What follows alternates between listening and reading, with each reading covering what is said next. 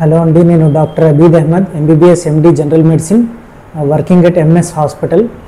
ఈరోజు మనం జాండీస్ గురించి కొన్ని డీటెయిల్స్ మాట్లాడుకుందాము. అసలు జాండీస్ అనేది ఎలా వస్తుంది, దానికి గల కారణాలు, జాండీస్ వస్తే లక్షణాలు ఏంటిది, దానికి ట్రీట్మెంట్ ఏంటిది అనేది కొంచెం తెలుసుకుందాం. జాండీస్ అనేది బాడీలో బిలిరుబిన్ లెవెల్స్ పెరిగినప్పుడు జాండీస్ అనేది వస్తుంది. ఈ బిలిరుబిన్ అనేది ఎర్ర రక్త కణాలు బ్రేక్ అవ్వడం వల్ల, అంటే దాంట్లో ఉన్న హిమోగ్లోబిన్ అనేది బ్రేక్ అవ్వడం వల్ల బిలిరుబిన్ అనే కెమికల్ అనేది రిలీజ్ అవుతుంది.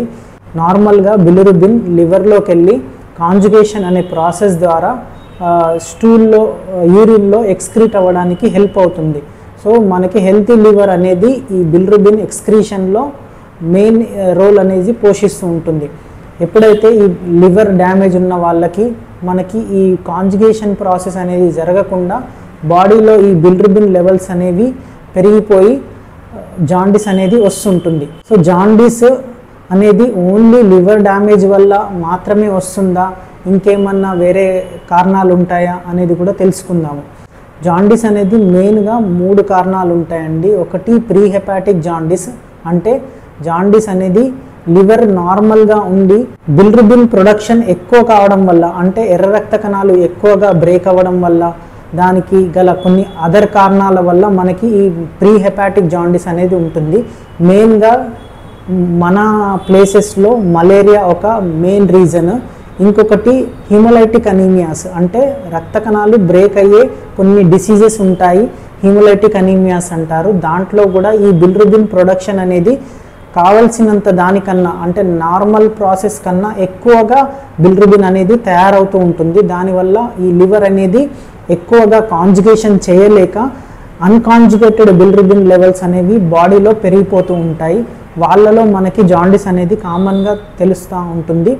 సెకండ్, హెపాటిక్ జాండీస్ అంటారు, అంటే లివర్ డ్యామేజ్ వల్ల వచ్చే jaundice.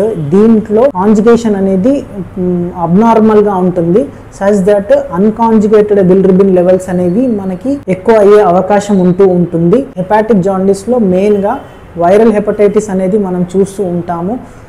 Second, cirrhosis of liver, అంటే లివర్ యొక్క పూర్తిగా డ్యామేజ్ అయినప్పుడు కూడా మనము ఇట్లాంటి జాండీస్ చూస్తుంటాము. ఎస్పెషల్లీ ఆల్కహాలిక్ లివర్ డిసీజ్లో మనం చాలా కామన్గా ఈ హెపాటిక్ జాండీస్ అనేది చూస్తూ ఉంటాము.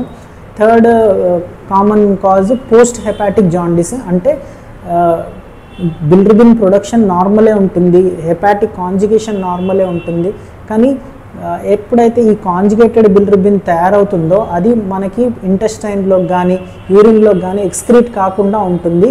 ఇలాంటి కండిషన్లో ఈ కాంజుగేటెడ్ బిలిరుబిన్ లెవెల్స్ అనేవి కావాల్సిన దానికన్నా ఎక్కువగా ఉంటాయి. పోస్ట్ హెపాటిక్ జాండీస్ని మనము అబ్స్ట్రక్టివ్ జాండీస్ అని కూడా అంటారు. ఎందుకంటే ఈ బైల్ జ్యూసెస్ లివర్ నుంచి గాల్ బ్లాడర్లోకి వెళ్ళి గాల్ బ్లాడర్ నుంచి మనకి ఇంటెస్టైన్ కానీ వెళ్ళడానికి మధ్యలో ఉన్న ఈ బైల్ డక్ట్స్లో అబ్స్ట్రక్షన్, అంటే ఏదన్నా అడ్డుపడడం, లైక్ కొలెస్ట్రాల్ స్టోన్స్ కానీ, ప్యాంక్రియాటిక్ క్యాన్సర్స్ కానీ, బైల్ డక్ట్ క్యాన్సర్స్ కానీ, ఈ ఇంటెస్టైన్ ప్రాబ్లమ్స్ కానీ, స్ట్రిక్చర్స్ వల్ల ఇలాంటి అబ్స్ట్రక్షన్ జరిగినప్పుడు ఈ బైల్ అనేది, బైల్ జ్యూస్ అనేది మనకి ఇంటెస్టైన్లోకి పోకుండా బ్లాక్ అవుతూ ఉంటుంది. ఎప్పుడైతే ఇట్లా బైల్ అనేది బ్లాక్ అవుతుంటుందో అప్పుడు మనకి అబ్స్ట్రక్టివ్ జాండీస్ అనేది ఉంటుంది.